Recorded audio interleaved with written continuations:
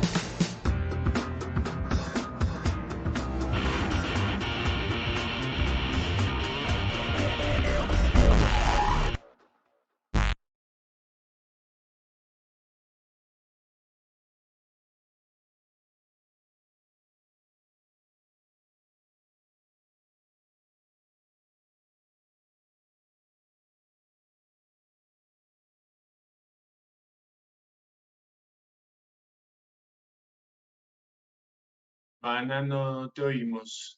Joana, no te oímos. Gracias, Andrés, qué pena. Striver de Colombia, agente de carga de origen alemán, fundado en Hamburgo hace más de 90 años, establecido en Colombia desde hace 30 años, uniendo la mejor de las ambas culturas. Striver de Colombia, más que un simple movimiento. Entonces, ahora sí, le doy la palabra a Andrés. Bienvenido. Gracias, Joana, y gracias a todas las personas presentes por la madrugada y por estar aquí conectados a este webinar. Obviamente, muchas gracias a la Cámara por abrirnos este espacio para dialogar y para conversar sobre diferentes puntos de la reforma. Por supuesto, esta charla había sido agendada de manera previa a lo que ocurrió el domingo, en donde el presidente de la República anunció el retiro de la reforma. Pero no quisimos aplazar el evento por una única razón, porque creemos que los puntos que se han puesto sobre la mesa y que están pendientes de discusión y de materializarse en un proyecto tienen relevancia y relevancia que nos permite en este momento tener una perspectiva dentro de las compañías, dentro de las empresas y por supuesto dentro de la sociedad para establecer cuál debe ser el actuar de las compañías de aquí al 31 de diciembre o por decirlo mejor, de aquí a la entrada en vigencia de la nueva reforma. Yo, antes de empezar, Sumasarsi y todos los que estamos acá presentes, queremos dejar como premisa principal de esta conferencia que no se trata de una conferencia política ni se trata de una conferencia de posiciones partidistas, simplemente se trata de una conferencia técnica a la luz de lo que podría llegar a ser la reforma tributaria. Y por eso es que nosotros le denominamos a esta nueva versión qué esperar con el retiro de la reforma tributaria. Y lo que esperamos es que, por supuesto, toda esta discusión se realice desde la perspectiva del diálogo, de una correcta transición al nuevo texto y que todos podamos contribuir a lo que el Estado efectivamente necesita. Eso es como parte de la premisa principal, sin que ello nos impida a desarrollar actividades de planeación tributaria, actividades de organización y de alistamiento de lo que será la nueva regulación por parte de la reforma tributaria. Hoy nos acompaña Luisa Fernanda Valencia, que es nuestra gerente de impuestos. Ella es una persona que ya lleva bastante tiempo con nosotros y la idea es que vamos a dar nuestro punto de vista sobre lo que se avecina. Ustedes están invitados, por supuesto, a que a través del chat realicen preguntas. Las preguntas desde la misma perspectiva, preguntas técnicas, preguntas de índole académico o de organización corporativa, todas aquellas preguntas políticas o partidistas, pues obviamente no las atenderemos porque no es el alcance de este webinar por principio. Entonces, daremos paso a esto. Todas las preguntas que tengan las pueden anotar en el chat. Al final, en los últimos 15 minutos, resolveremos sus inquietudes en mayor medida. Luisa, si me colaboras con la siguiente diapositiva, por favor. Claro que sí, Andrés. ¿Ya estás viendo bien mi pantalla, sí? Estoy viendo bien.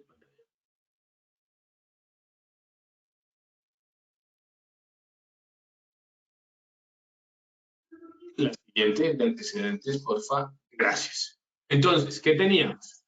Tenemos una reforma tributaria que efectivamente fue diseñada desde la perspectiva del recaudo.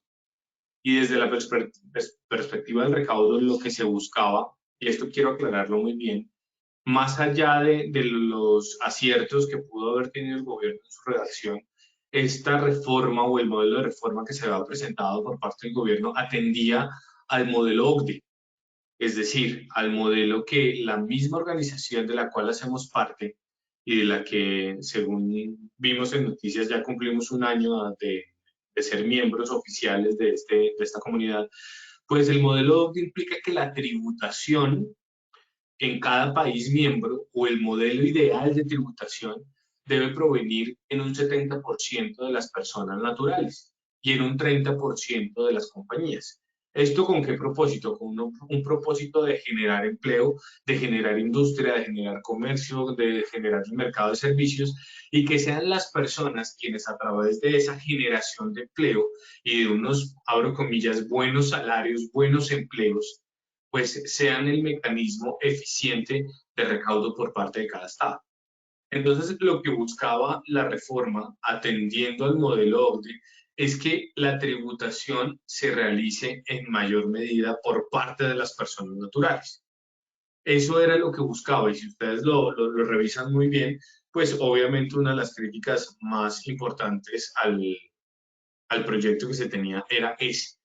No es de extrañar que este modelo lo tengamos que ajustar, lo tengamos que acoplar, tal vez no en este momento por los temas de pandemia y por los temas de crisis económica que se están viviendo, pero sí es un modelo que se va a tener que ajustar en años siguientes.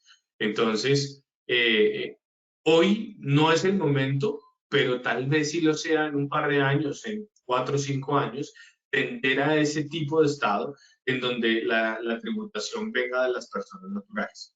Eso es muy importante. Eh, con el retiro de la reforma tributaria, pues evidentemente se trastoca un poco lo que estaba buscando tanto el modelo OCDE como la reforma y surgen nuevas ideas. Pero ¿cuál es el objetivo principal? El objetivo principal es recabar ingresos que le permitan al Estado mantener ciertos grados de inversión social, como lo menciona. Grados de inversión social que pues se encuentran en 3 o 4 figuras que a la luz del proyecto pasado, pues esas 2 o 3 o 4 figuras parecen ser la base del gasto que está proyectando el Estado en atención a que la población no se vea tan afectada con ocasión de la crisis económica actual. Si lo que tenemos que recaudar, entonces, ¿qué es lo que tendríamos que recaudar? ¿Sí? ¿Recaudar más plata de los que ya contribuyen o deberíamos buscar plata de todos aquellos que por alguna razón, bien sea a través de mecanismos de planeación tributaria, en algunos casos agresiva, otros de mecanismos de evasión y otros de mecanismos ilegales, no están contribuyendo?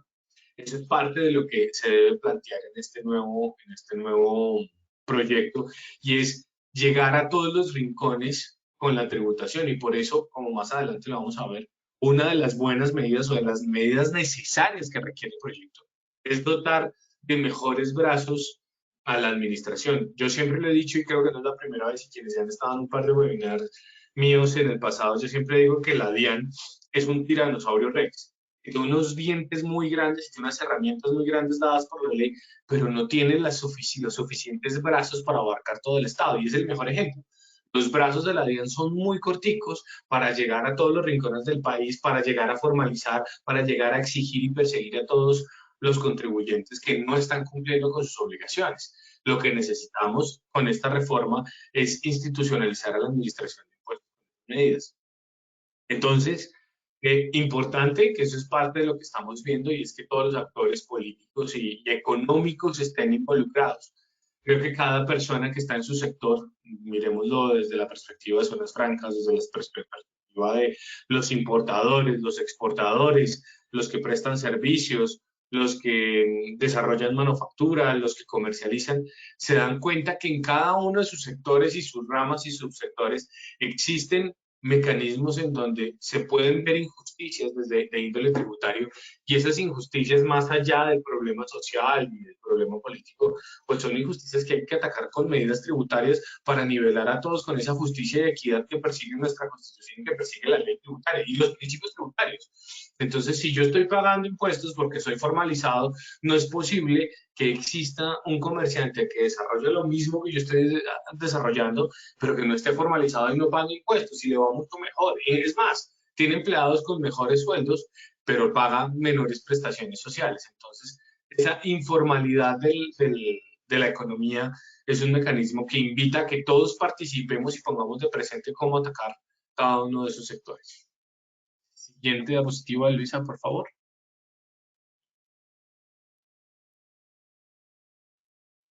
Entonces, parte de lo que nosotros hemos visto, siguiente por favor Luisa, es que el gobierno de entrada lanzó unas grandes ideas que vamos a revisar a la luz de lo que hemos visto. Entonces, lo primero de ellos es que ya no vamos a buscar 24 billones, sino vamos a buscar 14. De entrada, porque entendemos, por lo que dijo el nuevo ministro de Hacienda, el doctor Restrepo, a quien creo y considero una persona técnica y académica, con una gran responsabilidad y conciencia, que sé que va a buscar hacer su mejor trabajo en este nuevo cargo.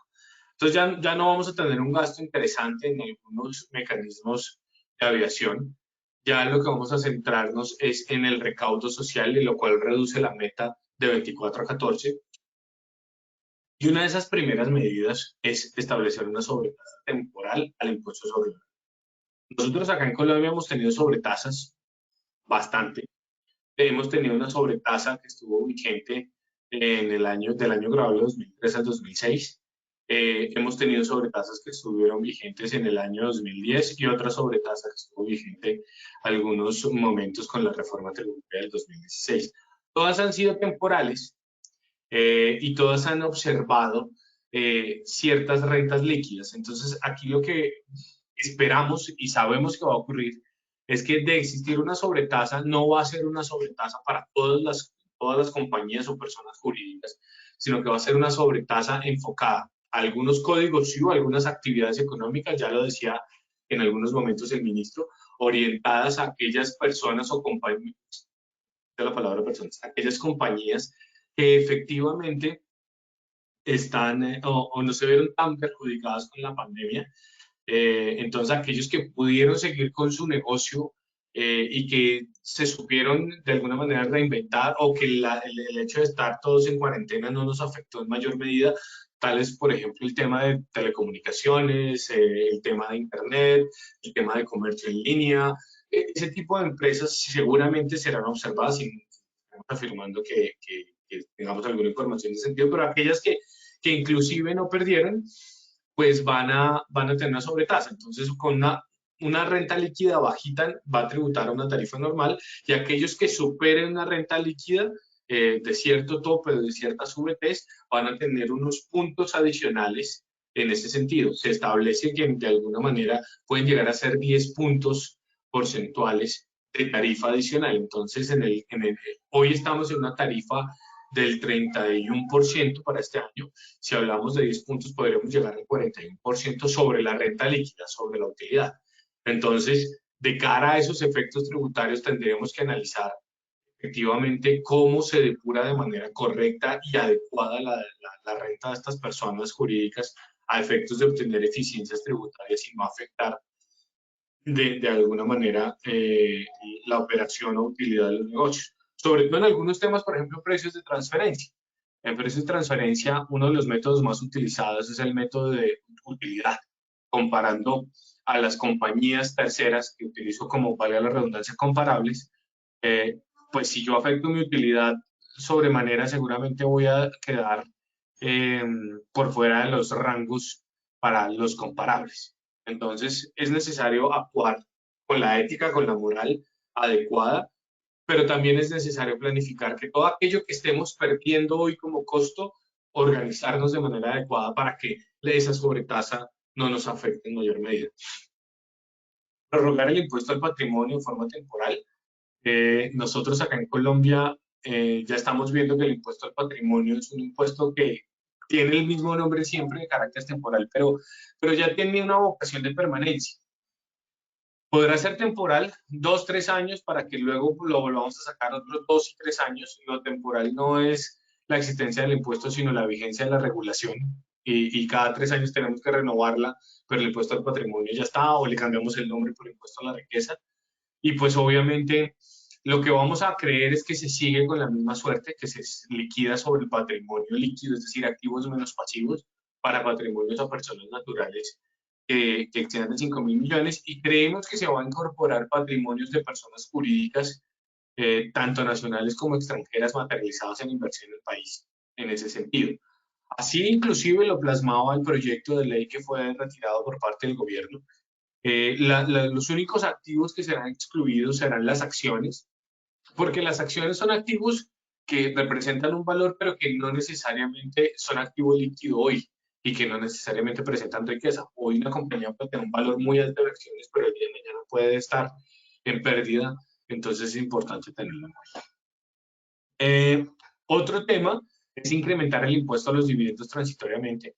En Colombia venimos de un cambio de mentalidad donde pasamos de una legislación que no grababa los dividendos en cabeza de los inversionistas a una legislación que empezó a grabarlos con toda la reticencia y todo el negativismo de los inversionistas, pero ya logramos entender que son actividades diferentes. La compañía realiza una actividad y el inversionista o el accionista realiza otra muy distinta que es tener inversión. Y las utilidades derivadas de esa inversión pues son una actividad económica independiente y por ende de tributar. Lo que se buscará entonces, hoy estamos, me corrige Luisa, en una tarifa del 10% en materia de dividendos. Creemos que vamos a pasar a una tarifa entre el 15% o 17%, o vamos a tener 3 tarifas, seguramente, una del 5, una del 10 y una del 15, el 15% para dividendos entregados con temas superiores. ¿Qué hemos visto nosotros en este tipo de normas? Y es que con la entrada en vigencia de cada norma de dividendos, la nueva norma le aplica a todos los dividendos, incluyendo todos aquellos que se hayan originado en utilidades de periodos anteriores, pero que no se hayan decretado en calidad de exigibles. Entonces, una de las medidas más importantes es, oiga, ¿por qué no se siente en su compañía en este momento y entra a revisar si efectivamente vale la pena decretar, al menos durante lo que queda este año, los dividendos de periodos anteriores que no se han decretado, de cara a que las utilidades de los años siguientes, que tendrán una mayor tarifa, pues tributen a esa mayor tarifa, pero que no corresponden a periodos que no estaban bajo la cobertura de esa ley. Crear una sobretasa de renta de personas de mayores ingresos. Eso es un tema que discutíamos ayer con Luisa y podría ser un tema inconstitucional, porque fíjense que el impuesto sobre la renta es un impuesto que, como su nombre lo indica, grava la renta, grava la utilidad, no los ingresos. Gravar a una persona por su mayor volumen de ingresos tal vez no sea equitativo. Lo que yo tengo que buscar es gravar a las personas por su mayor volumen de utilidad. Entonces, lo que tengo que organizar es efectivamente, y a la luz de la depuración actual del impuesto sobre la renta, esas personas están tributando bajo las reglas de justicia y equidad y cumplen con la perspectiva de el que más gana o el que más utilidad percibe, más tributa. Así debería ser. Hay que tener mucho cuidado con esos temas de gravar mayores ingresos, porque no es necesariamente el que tiene mayores ingresos es efectivamente el que mayor debe tributar. Me explico. Pueden existir comerciantes que desarrollan la actividad bajo su propio nombre como persona natural, que compran en $1.000, pero venden en 1.010. Su utilidad es muy baja. Claro, vendieron en 1.010 y yo lo pongo a tributar por vender, por el ingreso que viene, ahí podríamos tener un serio inconveniente. Deberíamos revisar muy bien el tema de las utilidades. Una buena noticia que menciona el gobierno: no habrá incremento en el IVA para bienes y servicios, ni servicios públicos, ni bienes que ya estaban grabados, y ni tampoco se van a grabar aquellos que estaban exentos, ni las cadenas productivas relacionadas con los mismos. Eso, digamos, de cara a cierta seguridad jurídica para quienes ya están en un proceso productivo, pero adicionalmente de cara al bienestar de la población. No podemos, por un lado, otorgar unos beneficios económicos, pero por el otro estarlos quitando a través de impuestos. Eso es algo lógico desde la perspectiva de la hacienda pública, no enfocado en ningún gobierno ni en ninguna política ideológica. Y no se afectará el impuesto de renta a las personas naturales, salvo la sobretasa que ya mencionábamos en el punto 4. Luisa, si me colaboras con la siguiente diapositiva, por favor. Ahora, por supuesto, dado que aquí tenemos una participación de ciertos sectores, no solo por vocación propia, que es lo necesario, donde todos los sectores deben levantar la mano, sino también ahora por invitación del gobierno, pues estas agremiaciones han presentado nuevas ideas que no están de más. En alguna medida se alinean con las breves ideas que ha expuesto el gobierno, pero que se alinean aún mejor. Si me colaboras con la siguiente, Luisa, por favor. Entonces, las agremiaciones, entre esas la ANDI, pues han salido a decir: oiga, necesitamos tomar medidas que no necesariamente afecten a todos los sectores, pero que sí sean un poco más lógicas desde la perspectiva del recaudo. Entonces, nosotros tenemos la posibilidad hoy por hoy de tomar el impuesto de industria y comercio y tomarlo como descuento o como deducción del impuesto sobre la renta. Para este año estábamos en la posibilidad, me corriges, Luisa, con tanta información que tengo en la cabeza, se me pasa, estábamos en la deducción del descuento o deducción a libre disposición del 50%, o ya empezamos este año con el 100%. No, el 100 empieza en 2022, Andrés. Del descuento, okay. La deducción sí es el 100% del ICA pagado. Ok, gracias. Entonces teníamos una deducción del 100% y un descuento efectivo del 50%. ¿Cuál es la diferencia entre descuento y deducción? Descuento se descuenta directamente contra el impuesto de renta, calculo mi impuesto y a ese impuesto le descuento lo que haya pagado a título de impuesto de industria del comercio, o como deducción tomándolo como un gasto dentro de la duración de mi impuesto. Que al final se traduce en recuperar el 31 o 32% del impuesto efectivamente pagado. Con cierta lógica pareciera ser mejor tomar el descuento que tomar la deducción, pero en algunos casos cuando no tengo impuesto a cargo, pues ¿cómo me tomo el descuento? Pareciera mejor tomármelo como una deducción y a incrementar la pérdida o disminuir de alguna manera las compensaciones. Pero bueno, lo que propone la ANDI en este caso es, mire, todos debemos contribuir, entonces lo que debemos hacer es tomar ese impuesto de industria y comercio, ¿sí? Y no deducirlo en un 100% de la declaración, sino solo un 50%, eliminarlo como descuento. Eso pareciera ser un golpe, pero es un pequeño golpe desde el punto de vista tributario. Eso también invita entonces a tener todas las herramientas de recaudo del impuesto de industria y comercio a la mano dentro de las compañías para lograr el mayor beneficio tributario en ese sentido. Lo que propone también este consejo gremial básicamente es una sobretasa del 10% para las personas jurídicas, conforme lo mencionábamos en la diapositiva anterior, muy alineado con lo que el gobierno viene pensando durante 2 años, básicamente 2 años y periodos de reactivación económica. Y adicionalmente, lo que propone es que durante estos 2 periodos se mantenga el beneficio del PAF, que es el auxilio de la nómina por parte de algunas empresas, de algunos sectores, sobre la base del salario mínimo. Entonces, eso significa que mientras exista el PAEF, existirá sobretasa, digamos, se hace un link. Debe tenerse mucho cuidado, por supuesto, con esta figura, toda vez que es importante tener en cuenta que en el recaudo de impuestos hay una regla constitucional que establece que no habrá rentas de disposición determinada por parte del Estado. Entonces, no es que yo pueda decir desde la ley, esta plata se recauda para este rubro, sino que debo decir que esa plata entrará a la bolsa del Estado y de ahí se tomará para hacerlo. Hay un tema de una tarifa de renta diferencial propuesta también por la ANDI que me parece supremamente interesante, sobre todo en el paso a seguir desde la perspectiva económica, y es la reactivación que todos necesitamos y todos estamos esperando. Y en ese sentido, la tarifa diferencial del 24%, pues es algo que abre la puerta a construir empresa. Y si yo construyo empresa, pues evidentemente genero empleo. Y si yo genero empleo, la economía se reactiva. Entonces, tener una tarifa diferencial del 24% para pequeñas y medianas empresas es interesante. Lo que debemos entrar a revisar es acá la definición de pequeña y mediana empresa. Algunos de los participantes, si están acá, que estuvieron con nosotros en el webinar relacionado con la ley de emprendimiento, los rangos de las pequeñas y medianas empresas son muy altos en el sector manufacturero en materia de ingresos.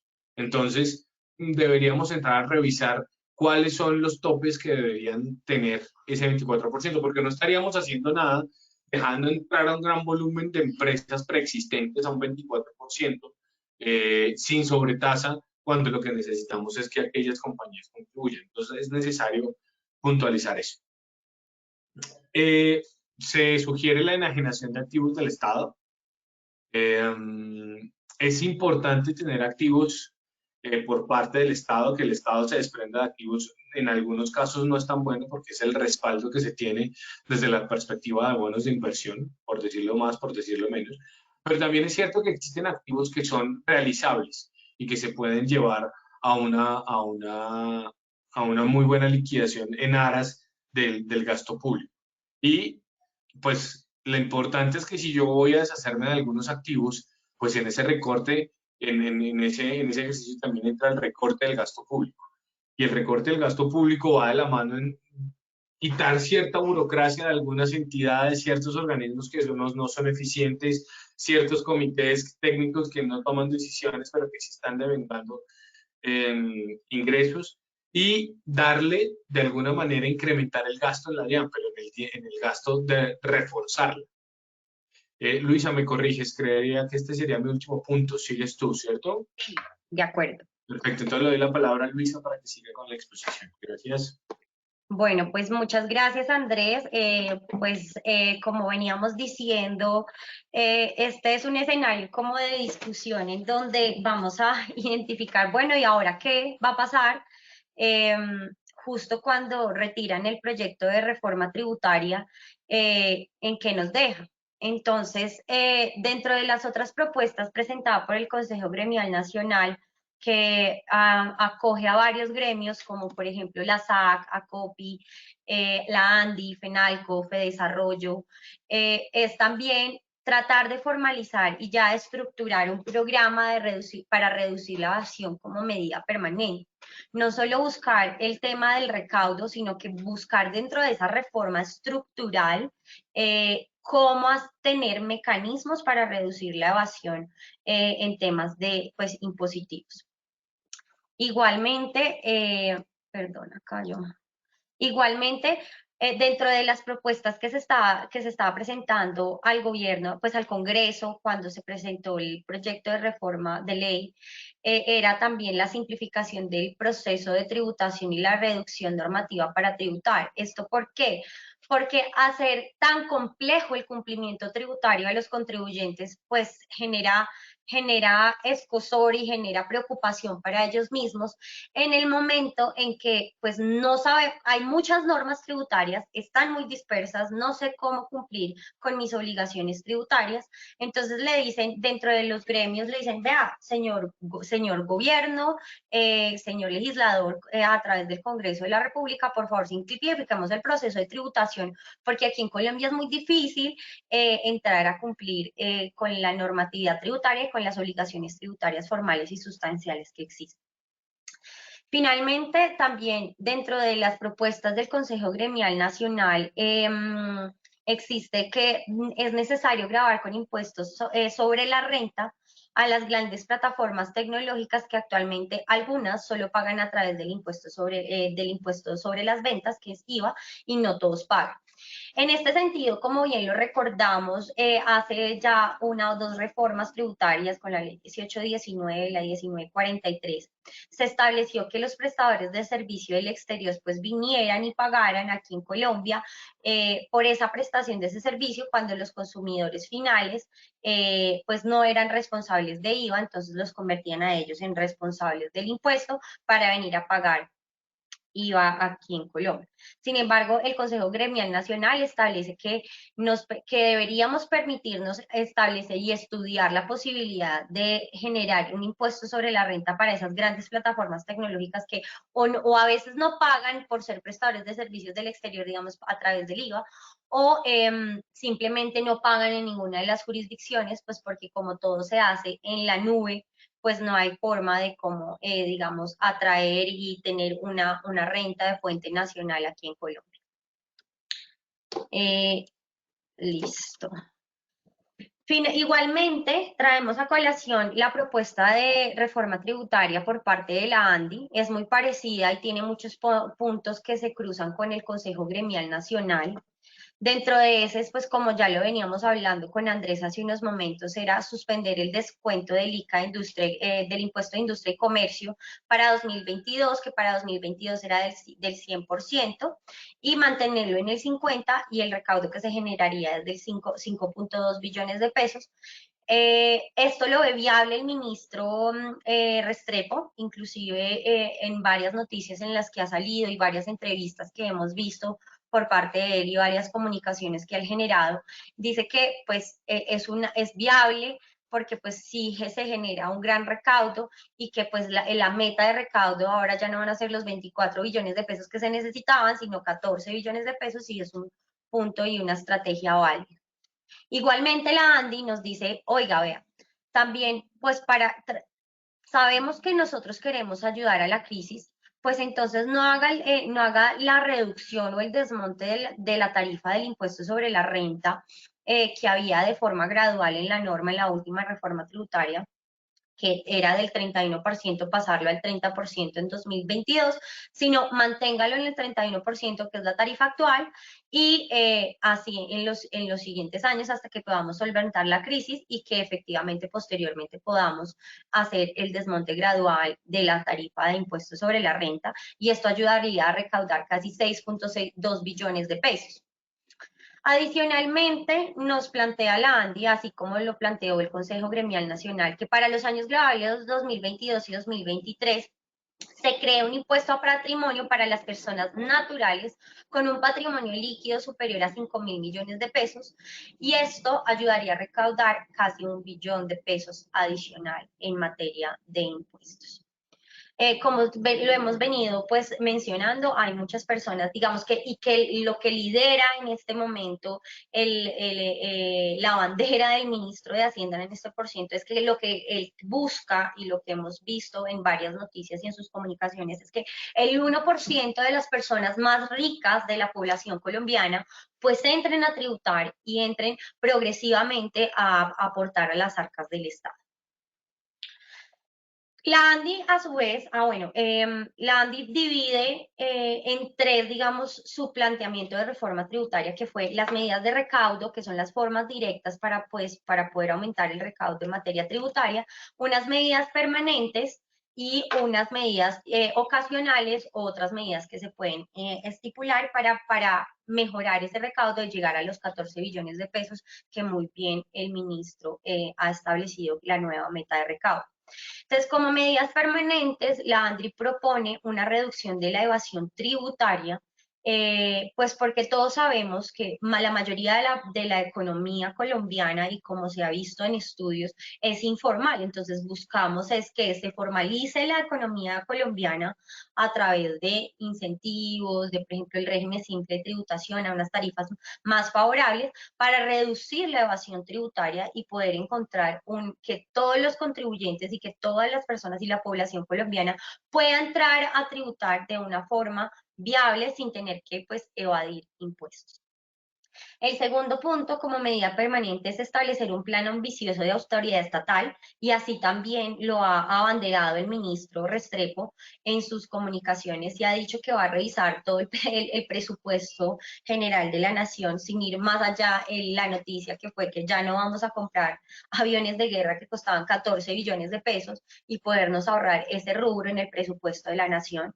Entonces esto me parece una gran medida, mirando pues todo desde el plan de austeridad estatal y de no creación de nuevas eh, dependencias o formas del Estado para no generar tanto gasto.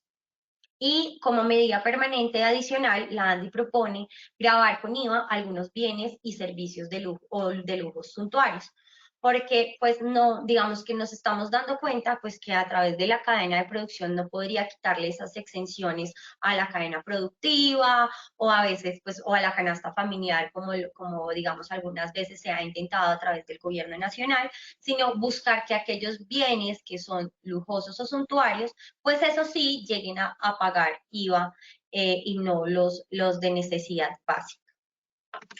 Como otras medidas que establece la ANDI para poder aumentar el recaudo es, pues, vea, usted, señor Estado, como tiene participación en algunas empresas estatales como ICE y Ecopetrol, venda, enajene activos en donde usted pueda reducir su déficit fiscal y atender la emergencia sanitaria, en donde su participación no sea mayoritaria y sea minoritaria y pueda pues ahí recaudar algún dinero adicional.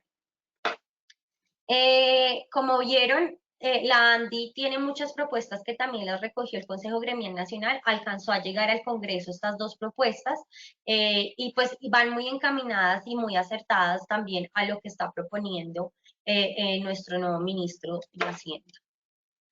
Igualmente, traemos a colación la propuesta y digamos lo que ha hablado FENALCO, que es el gremio de los comerciantes respecto a la reforma tributaria. No es oficial como un escrito presentado al Congreso por parte de FENALCO, pero sí son declaraciones que se le han dado a los medios y va muy de la mano, pero pues digamos claramente desde su gremio, por ejemplo, las siguientes propuestas. Entonces, el FENALCO establece y dice, vea, hay 3 días sin IVA, de esos 3 días sin IVA, elimine 2 y solo deje una jornada de días sin IVA, porque ahí podríamos ahorrarnos casi 1 billón de pesos. Entonces, no, solo deje una jornada por año, deje esos bienes exentos solo una vez y elimine esos otros 2 días sin IVA. Ustedes se dan cuenta que eso quería promover, digamos, el consumo, que hubiese pues mejoramiento de la economía, el tema por COVID. Sin embargo, pues muchos estudios posteriores a esos 2 IVA sin IVA que tuvimos el año pasado se dieron cuenta pues que no todos no todo esto mejoró ni ayudó tampoco a que los sectores, bueno, a que los comerciantes sí vendieran, pero igual el objeto de los 3 días sin IVA era para poder comprar estos bienes que simplemente no ayudaban tampoco a la población más vulnerable o pues a la economía colombiana, pues porque tenía muchas restricciones y finalmente los únicos que se beneficiaron fueron los comerciantes y al final también el recaudo en la administración tributaria se redujo. Como segunda propuesta, igual que lo mencionó la ANDI, igual que lo mencionó el Consejo Gremial Nacional, es aumentar la autoridad de reducción y mirar un plan de reestructuración del Estado y reducción del Estado, porque hay mucha estructura, hay muchos puestos, hay muchos cargos, hay mucho gasto público y en este momento lo que buscamos es austeridad. El FENALCO, igual que la ANDI y que el Consejo Gremial Nacional, está de la mano que dice que vamos que suspender la medida del descuento del 100% de ICA, dejarlo al 50%. Y también está de acuerdo con aumentar el impuesto a los dividendos a un 15% a aquellas personas que reciban como dividendos ingresos mayores a 65.000 millones de pesos. Sin embargo, pues digamos, personalmente me parece que es un poco alto, digamos que muchas personas se quedarían por fuera de tributar, sin embargo, pues esto también lo está recogiendo el ministro de Hacienda, pues con el gobierno nacional para la nueva estructuración del nuevo texto de reforma tributaria. El FENALCO también está de acuerdo con vender activos del Estado y adicional crear un impuesto al comercio electrónico en las plataformas extranjeras, que actualmente existe una exención para las compras inferiores de $200. Esto bajo el argumento que cuando se compra por plataforma nacional, se grava con IVA a ciertos bienes, y mientras que si tú compras a plataformas del extranjero, pues tienes exenciones tributarias, pues no están grabadas.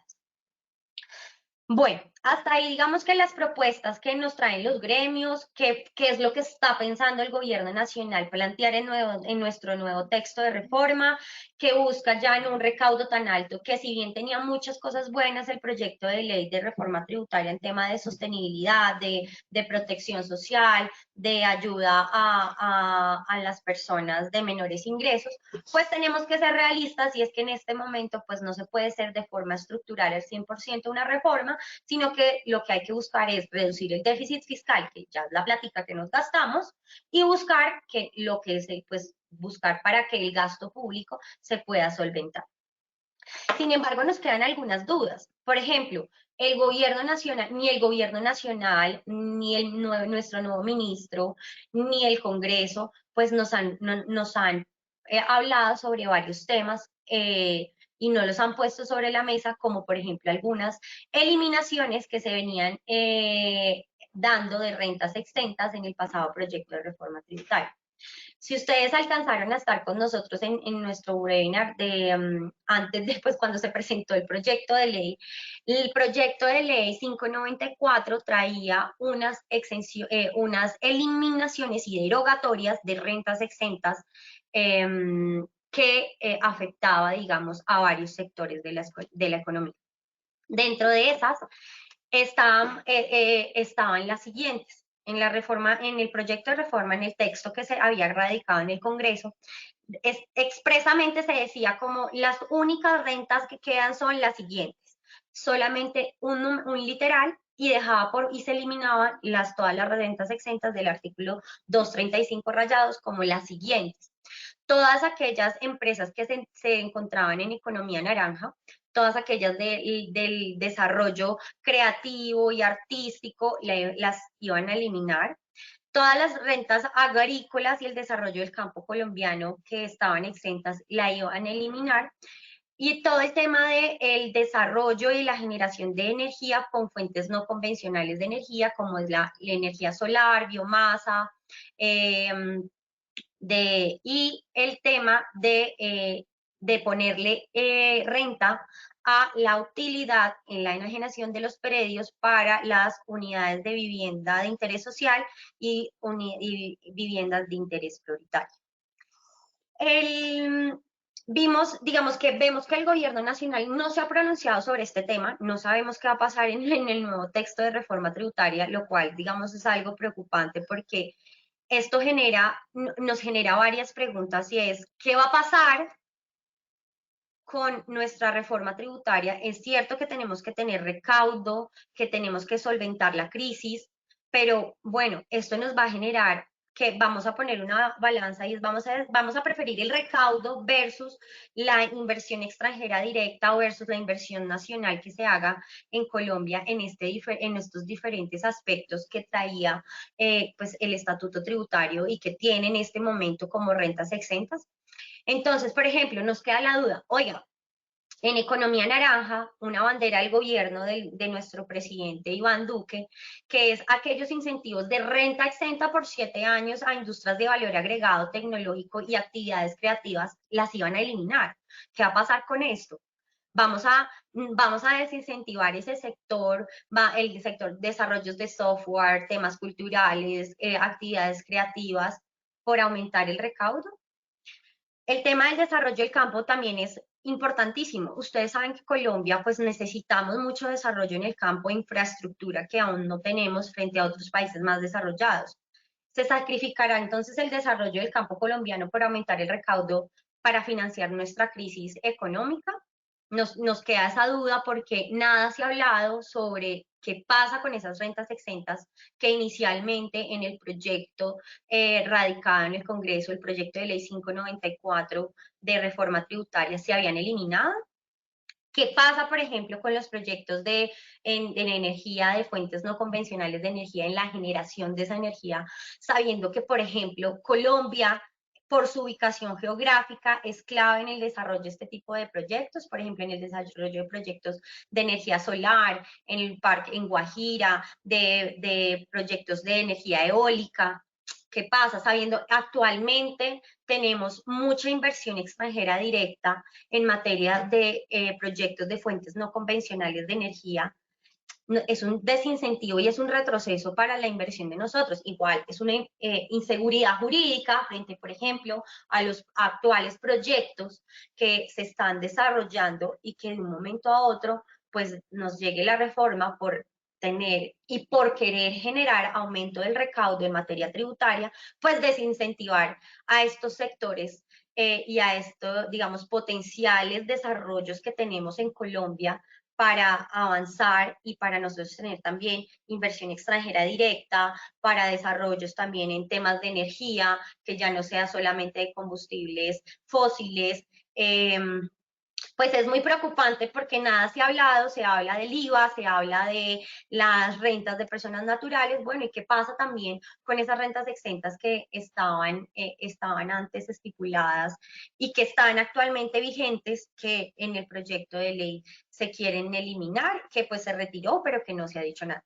Y finalmente, pues también nos genera preocupación el tema de aumentar los precios en los precios de las viviendas BIS, de viviendas de interés social y de interés prioritario, en el momento en que se aumenta, en que se graba la utilidad en la enajenación de los predios donde fueran a desarrollarse dichos proyectos. Entonces, claro, el precio va a aumentar de forma indirecta porque ya tú vas a tener un costo adicional, que es que las personas que quieran vender sus predios para el desarrollo de este tipo de proyectos, vivienda de interés social o de interés prioritario, pues van a estar grabados con renta del 31 o del 30% para cualquiera de los años 2021-2022 con la tarifa actual.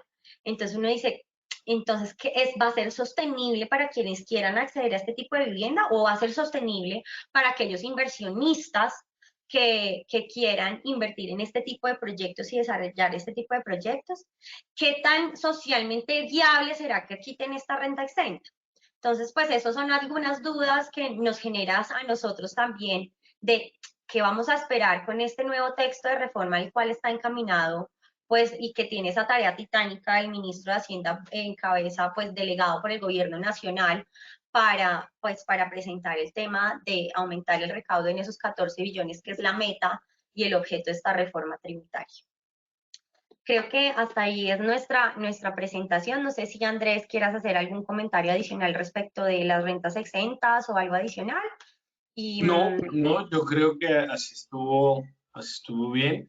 Por supuesto, reiterarle a los asistentes que esto se trata básicamente de lo que nosotros hemos visto que se está moviendo dentro de las propuestas de reforma y que es lo que realmente creemos que va a llegar y cómo llegaría, sin perjuicio de que esto después, más adelante, cambie. Yo le cedo la palabra a Joana para las preguntas a las que haya lugar. Sí, Andrés, muchas gracias. Y Luisa, también muchas gracias por tu intervención. Tenemos una pregunta. ¿Se falló en las estrategias de comunicación sobre bondades, beneficios y detalles de la reforma? ¿Y ustedes visionan que habrá acuerdos reales y realizables en la nueva? Sí, sí se falló porque cuando uno va al texto de la reforma no solo traía eh, eliminación de beneficios o grabación de algunos bienes o incrementos en el impuesto, también traía algunos beneficios interesantes. No era lo que más predominara en el texto de la reforma, pero sí traía unos beneficios muy buenos que efectivamente no se socializaron. El tema de la generación del primer empleo, el tema del descuento del pago para fiscales en algunos escenarios, el tema del apoyo a ciertas compañías a través del PAEF. Traía unos beneficios que no se socializaron, simplemente el gobierno dijo es necesario para la inversión social. Cierto o no cierto, digamos, no somos quien para decirlo, pero sí faltó hablar de las bondades y creo que algo en lo que pecan todos los gobiernos de todos los estados es que parten del supuesto que los contribuyentes son expertos tributarios. Entonces, al partir de esa premisa, y si yo no explico qué va a pasar con la tributación, cómo puede hacerlo mejor, cómo lo puedo hacer más eficiente, pues ahí vamos a tener ciertos inconvenientes o problemas. Pero creo que le faltó. Y si vamos a lograr acuerdo, pues yo creo que la idea es que lo logremos, por supuesto, y que lo logremos hacer en la mejor manera y de la mejor manera. En principio creo que las puertas están abiertas, tanto por lo que socialmente viene ocurriendo en nuestro país como por lo que políticamente y de manera de gasto de hacienda pública se requiere. Eso es básicamente lo que habría que decir. Gracias, Andrés. Tenemos otra pregunta. ¿Se prevé algún cambio para zonas francas? Sí, en algún momento se estableció que las zonas francas, se estableció que existían muchas zonas francas en Colombia. Por supuesto, sabemos que había un boom de zonas francas generado en el gobierno de Álvaro Uribe, en donde se generaron bastantes. Yo creo que a diferencia de muchas personas, las zonas francas traen empleo, traen inversión y ayuda a que el país sea competitivo desde el punto de vista del comercio exterior. Inclusive, si sabemos hacer zonas francas, o mejor, utilizar la figura de las zonas francas, eh, podemos apoyarnos en el TLC con Estados Unidos, producir mínimo en un 30% productos acá en Colombia, el resto pueden venir prefabricados del exterior. Si logramos que la manufactura en un 30% venga de Colombia, vamos a entrar a Estados Unidos con un mercado absolutamente abierto, sin aranceles y sin nada, porque tendríamos un producto de denominación de origen. Se mencionó que era posible subir la tarifa a las zonas francas. Es posible que pase al 25%, pero el gobierno no se ha pronunciado, así que certeza sobre esa idea no tenemos. Perfecto. ¿Los beneficios de energías renovables serían derogados? Bueno, Luisa. sí. Pues mira, a nuestro participante, gracias por la pregunta. Pues el proyecto de ley que se radicó en el Congreso de la República, que era el 594, que se eliminó ayer, digamos que ayer lo retiraron, sí eliminaba la renta exenta en materia de impuestos sobre la renta en este tema del beneficio para aquellos generadores de energía de fuentes no convencionales de energía. También vía derogatorias estaban derogando los artículos de la ley 1715, que ese era el tema de la depreciación acelerada, el tema del IVA en la importación de los bienes cuando tú ibas a generar este tipo de energía, y también el tema de los derechos arancelarios que se pagaban por estos bienes en la importación. Por eso, digamos que para nosotros es una gran pregunta y es, bueno, ¿y qué va a pasar con estas rentas exentas? Porque en el proyecto de ley nos dejó muy preocupados porque nosotros decíamos, las van a eliminar todas, no solo fuentes de las energías de fuentes no convencionales, sino todas las rentas exentas. ¿Y qué vamos a hacer con los inversionistas que están creyendo en nuestro país para generar diferentes tipos de energía, no solo energías fósiles, y eliminarían todos estos beneficios en materia tributaria? Pues eso es lo que había hasta que retiraron la reforma y el proyecto de ley. Hoy es una gran duda, por eso lo trajimos acá a colación, no sabemos qué va a pasar y por eso también tanta preocupación por nosotros, si van a primar el recaudo en materia tributaria versus también la inversión o versus, por ejemplo, el tema de vivienda de interés social y prioritario en proyectos sociales. Desde esa perspectiva, a mí en lo personal me parece un revés tanto para la economía como para el desarrollo de muchos proyectos que están en etapa de desarrollo. En Colombia, primero, sabemos que es tendencia mundial volcarse hacia las energías renovables, ¿sí? Y esa es una tendencia en la que Colombia no puede quedarse atrás. Primero porque somos un país que efectivamente tiene una posición estratégica para el desarrollo de estas energías. Y si yo quiero traer inversión a Colombia, pues debería traerla inclusive con algún beneficio. Tal vez la decisión de renta exenta en un 100% no sea lo conveniente para las finanzas del Estado, pero puede llegar a ser algo conveniente disminuir la tarifa, dar una tarifa preferencial o diferir el impuesto de alguna manera. Pero sí tenemos que ser competitivos en ese sector porque no nos podemos quedar atrás. Gracias, Andrés y Luisa. Tenemos otra pregunta. ¿La derogatoria de rentas exentas se haría con seguridad jurídica? Pues mira, el tema de la derogatoria de forma expresa y que tengamos seguridad jurídica para eso, pues no lo sabemos, porque en este momento no sabemos qué, pues digamos, qué piensa el gobierno nacional ni qué es lo que trae nuestro nuevo texto de reforma tributaria. Nos deja con gran preocupación que las vayan a derogar de un momento para otro, pues porque tampoco no hay un régimen de transición que viéramos en el proyecto de ley, sino que simplemente de un año para otro, pues ya, sorry, no tienes renta exenta y pues empiezas a pagar impuestos, eres régimen ordinario sin ningún problema. Entonces, por eso digamos que para nosotros es una gran pregunta y es, oiga, nos va a dejar sin seguridad jurídica sabiendo que nosotros estamos invirtiendo, desarrollando el país en temas de fuentes no convencionales de energía y la van a eliminar en la reforma. Esto estaba escrito en el proyecto de ley, se habían eliminado, pero hasta este momento no tenemos certeza qué es lo que va a incluir el gobierno nacional para radicar en el nuevo texto de reforma. Complemento a Luisa diciendo que en años pasados ha ocurrido esto en ciertos tipos de proyectos en los que se han derogado los beneficios. Por ejemplo, en temas se me olvida lo que uno pagaba primas, congelaba toda la normatividad para ciertos proyectos. Se me olvidó el Contratos tema. de estabilidad jurídica. Gracias, contratos de estabilidad jurídica. En este tipo de contratos, en algunos casos, en la primera tanda de esos contratos se revocaron los beneficios de un momento a otro y la Corte Constitucional y el Consejo de Estado establecieron que para aquellos que ya tenían una situación jurídica consolidada o para aquellos que ya tenían derechos adquiridos no era posible derogar aquellos beneficios. Entonces me explico. Si la renta exenta de la que estamos hablando está circunscrita ya a un proyecto aprobado por el Estado, pensaríamos que es discutible la derogatoria o la pérdida del beneficio hacia estas compañías.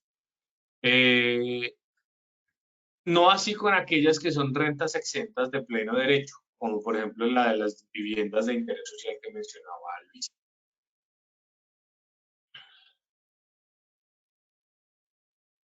Bueno, perfecto. Tenemos otra.